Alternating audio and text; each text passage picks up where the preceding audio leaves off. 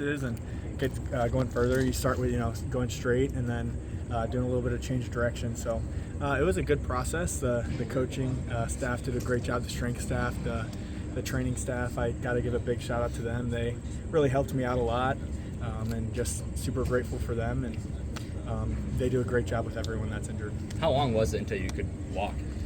I think I was on the scooter for like 5 weeks, and then started doing crutching, and I can't remember exactly what they call it, but I could put my foot down while crutching. I could at first I couldn't, and then I could walk with it or whatever.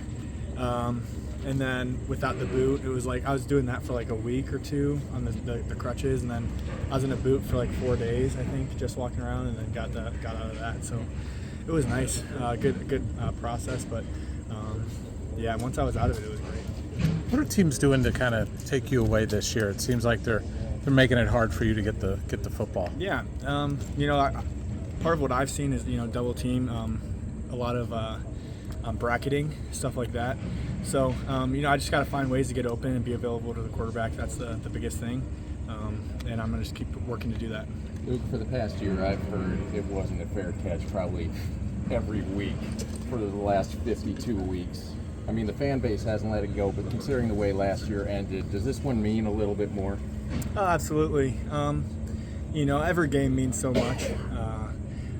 I'm in a sports officiating class right now with Deontay Craig, and we are now getting so much about the officials and calls and all that stuff. And we had a presentation last week about whether or not referees should talk to reporters after the game and talk to the media, and whether that would be good or bad for the sport.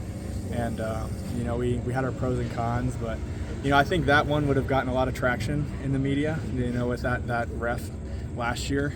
But as far as it goes, we're all really just focused on this game coming up. But obviously, you see shirts, people wearing it, going all around town wearing the shirts, and just people talk about it a lot.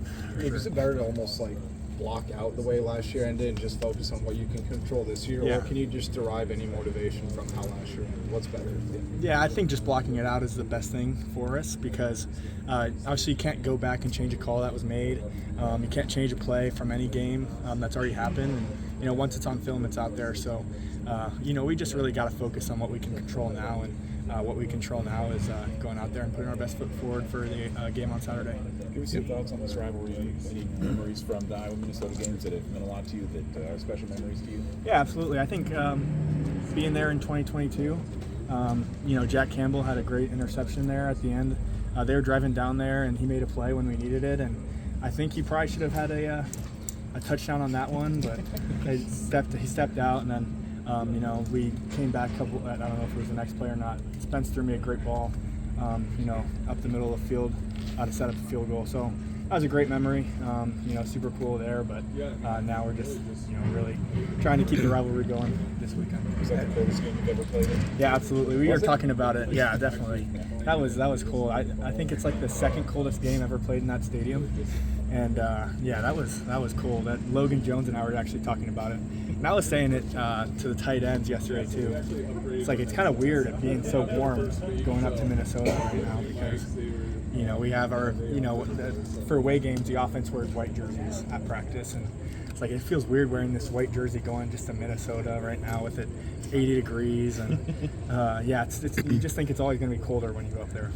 Not to bring back the bad memories, but what do you remember about the locker room after last year's loss against Minnesota? I'd just say, obviously after any loss it's upsetting. That's the biggest thing. I'd just say it's upsetting, but we're trying to move forward from that, and obviously we can't control it.